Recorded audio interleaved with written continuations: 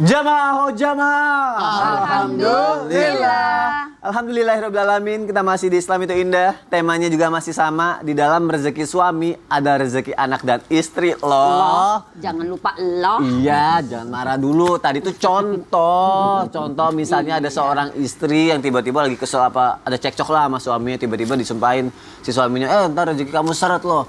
Beneran langsung si suaminya langsung ngomong gini, apa? Itu mah seret ini. Bukan seret rezeki.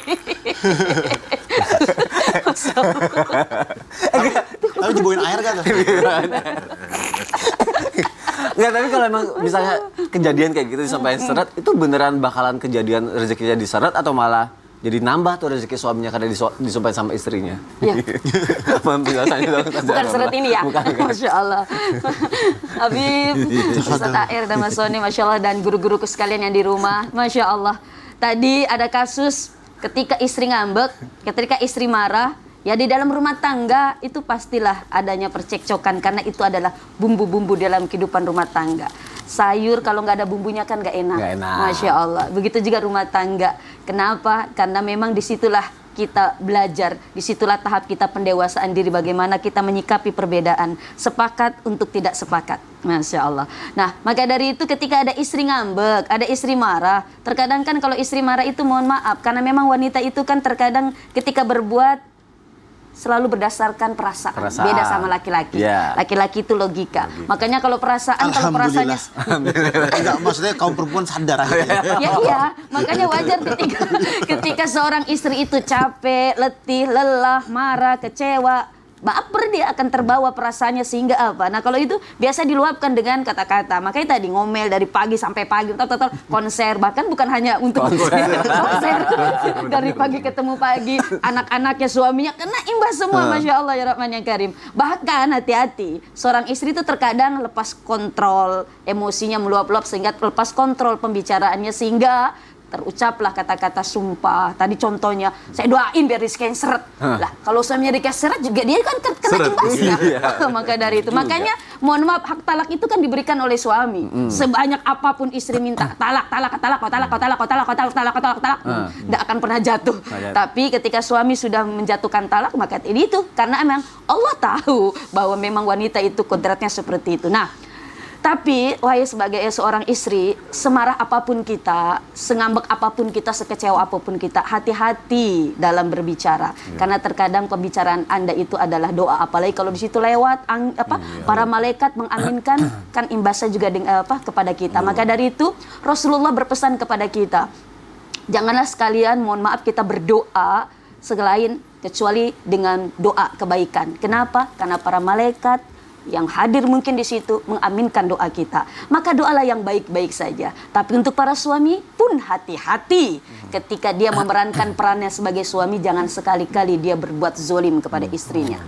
Kita ketahui bahwa salah satu doa yang tidak akan pernah tertolak, la yuraddu da'watuhum, salah satunya adalah apa? Da'watul mazlum. Doanya orang-orang yang terzolimi, doanya orang-orang yang teraniaya. Ketika ada seorang istri benar-benar terzolimi, benar-benar tersakiti, dan dia merasa tidak rela karena mohon maaf perbuatan suaminya, lalu dia berdoa, Masya Allah, bisa jadi doa itu dikabul oleh Allah Subhanahu wa Ta'ala.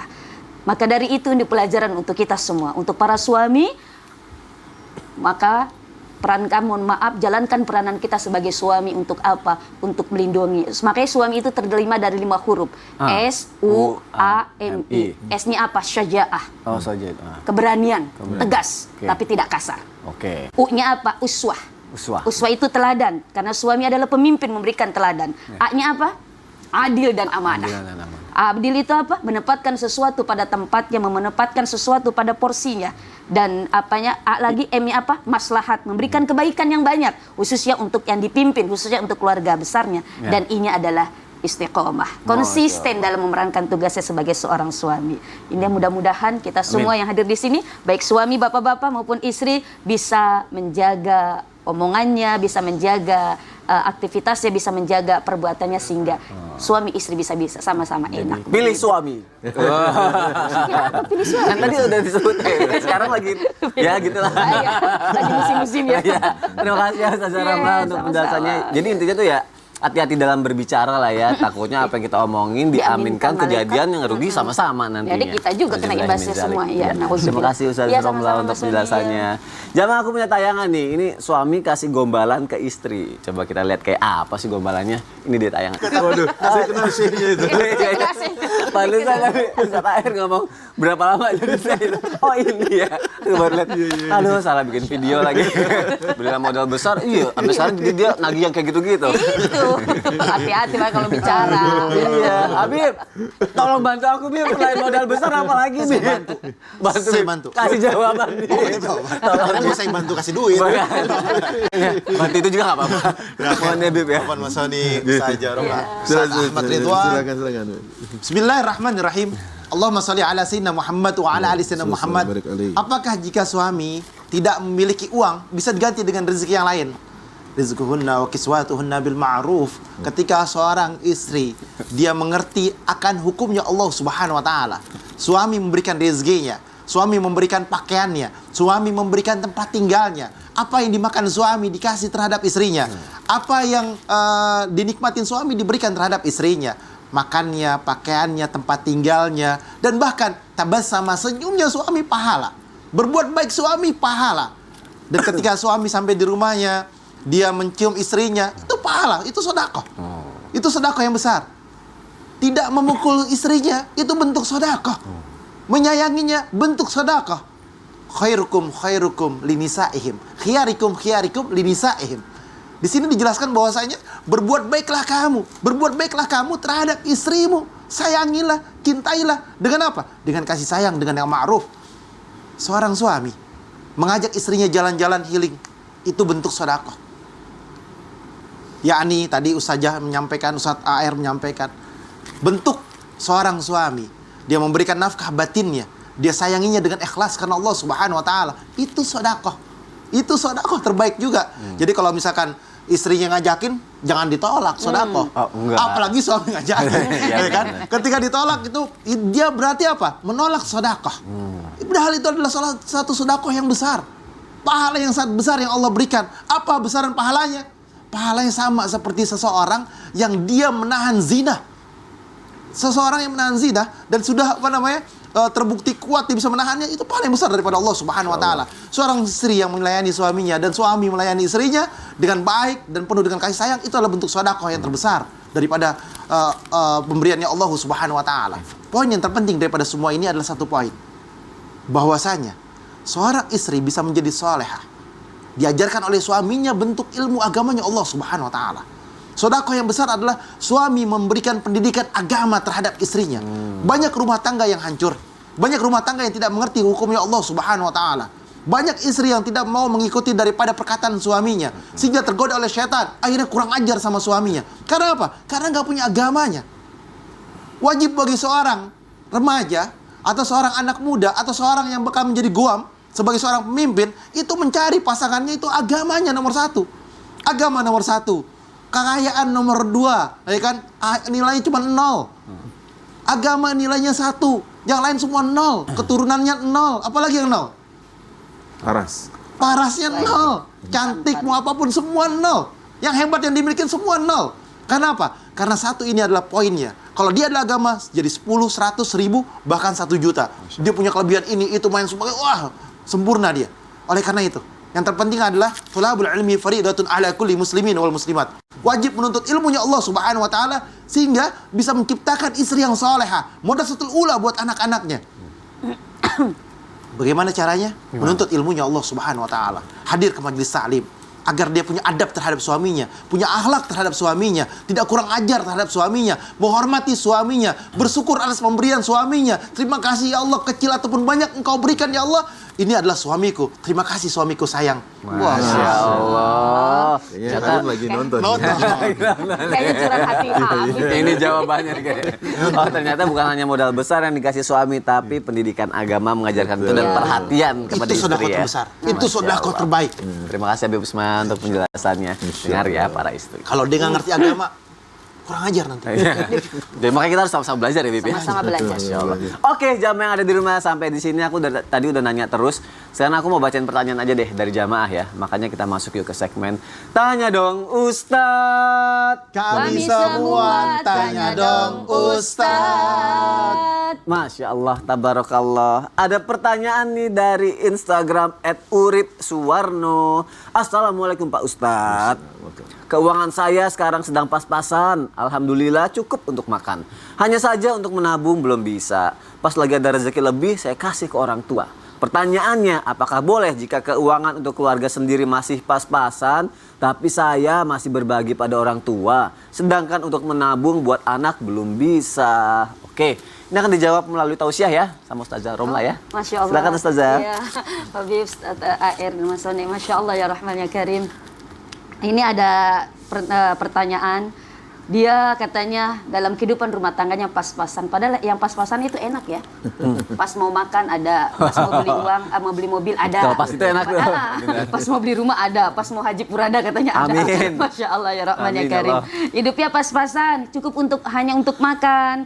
Masya Allah, belum bisa menabung, tapi ketika ada rizki lebih, dia berikan kepada orang tua. Tadi guru-guru kita sudah berbicara, Masya Allah, dengan ilmu-ilmunya luar biasa, bahwa memberikan uang kepada orang tua adalah merupakan satu kewajiban dan juga dinilai sedekah. Kenapa? Karena bakti seorang anak, apalagi anak-anak laki-laki, walaupun sudah menikah tidak terhenti, tetap harus memuliakan orang tua.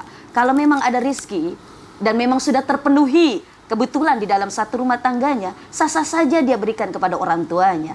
Karena ada satu pepatah mengatakan, mohon maaf sahabat Rasulullah SAW mengatakan, kalau ingin membuat Allah tersenyum kepada kita, maka buatlah senyum orang tua kita. Masya Allah. Maka ketika orang tua kita sudah senyum, maka yakin Allah akan tersenyum. Kalau Allah sudah tersenyum, maka Allah akan ridho. Kalau Allah sudah ridho, insya Allah kita tidak minta pun akan dikasih oleh Allah Subhanahu wa Ta'ala. Kenapa? Karena Allah sudah senang. Maka dari itu, tadi sudah dijelaskan bahwa ridho Allah tergantung kepada ridho kedua orang tua, bahwa bahkan marahnya Allah tergantung kepada marahnya orang tua. Kita belajar dari kisah Alqamah, seorang sahabat Rasulullah SAW yang benar-benar taat beribadah, rajin sholat ke masjid, Masya Allah. Tapi setelah menikah ternyata kecenderungannya dia kepada istri tercinta sampai melupakan kewajiban dia, kebaktian dia kepada orang tua. Bahkan sampai orang tua mohon maaf dilupakan, orang tua tidak diperhatikan. Sehingga di akhir-akhir kehidupannya, di syakaratul maut beliau, Masya Allah, beliau ingin mengucapkan kalimat La ilaha illallah Muhammadur Rasulullah. Lidahnya keluh, lidahnya mohon maaf seakan-akan ada yang mengganjal untuk mengucapkan kalimat tauhid tersebut.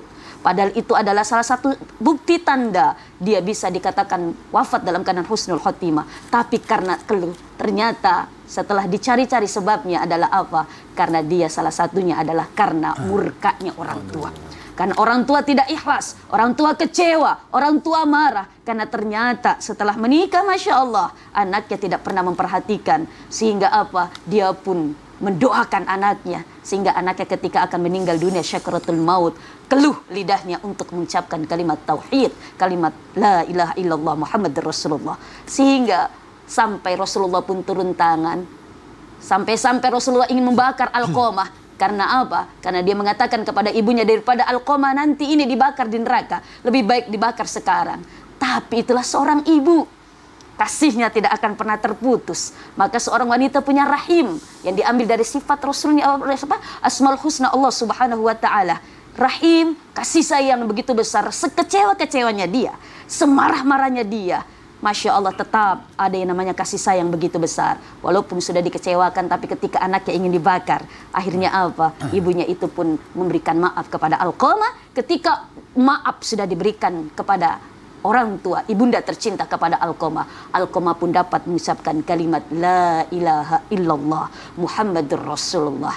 Jadi ini pun juga untuk para istri, bila perlu dorong suami tercinta untuk tetap memuliakan orang tuanya.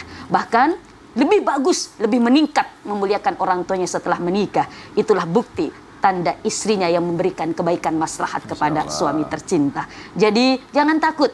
Jangan takut rizkinya akan mampet, rizkinya akan seret, rizkinya akan ini ketika kita bisa berbagi kepada orang tua. Dengan catatan, kita juga perhatikan kebutuhan anak-anak dan juga istri, sehingga apa, dua-duanya bisa, mohon maaf, hidup dengan layak dan berkecukupan, insya Allah. Berarti dengan ketika orang tua tersenyum, maka Allah pun akan akan tersenyum pada kepada kita. kita. Ridha Allah datang, jadi semuanya mudah ya. Insya Allah dimudahkan oleh Allah Subhanahu Terima wa kasih Ta'ala. Ustazah Iya, Romla sama-sama. untuk penjelasannya dan semoga terjawab ya.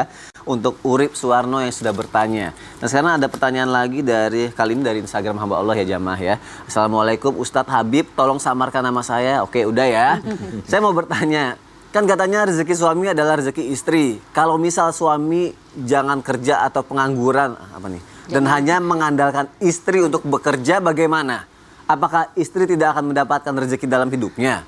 Dan apakah saya harus ceraikan suami saya karena pengangguran? Oh, gimana nih Ustadz Ahmad Ridwan? Ya, baik, untuk hamba Allah yang dimuliakan Allah, saya jawab duduk aja ya. Ya. Jadi apa yang dikatakan tadi itu sebenarnya ada beberapa hal yang harus diperhatikan. Yang pertama adalah ini dikomunikasikan dengan baik. Kenapa saya katakan dikomunikasikan dengan baik? Karena memang bisa jadi suami itu tidak kerja sekarang karena faktor PHK, gitu ya. Ya. Semua orang juga tidak mau di PHK gitu. Tetapi takdir Allah ternyata teralamatkan untuknya. Maka komunikasikan dengan baik, tetap ya memakai seat belt kesabaran gitu istilahnya. Yes. Kenapa? Karena sabar itu bagi keimanan seperti kepala bagi badan. Ada orang hidup tanpa tangan banyak, hidup tanpa kaki banyak. Bahkan di Medan kalau nggak salah bayi-bayi terlahir tidak ada tulangnya juga banyak. Maksudnya tulangnya merantau di Jakarta. Itu paman. Oh, paman ya. Nyebrang lautan. Nah, terus yang selanjutnya adalah Itu paman. oh, ya itu Allah. paman. Apa yang bisa dilakukan ya lakukan, walaupun tadi dengan tidak punya ini itu, tetapi tidak pernah orang terlahir tanpa kepala, tanpa lehernya, nggak ada. Artinya kesabaran bagi keimanan, laksana kepala bagi badan. Yang ketiga, setelah itu Anda, wahai istri, bisa membantu suami. Ya.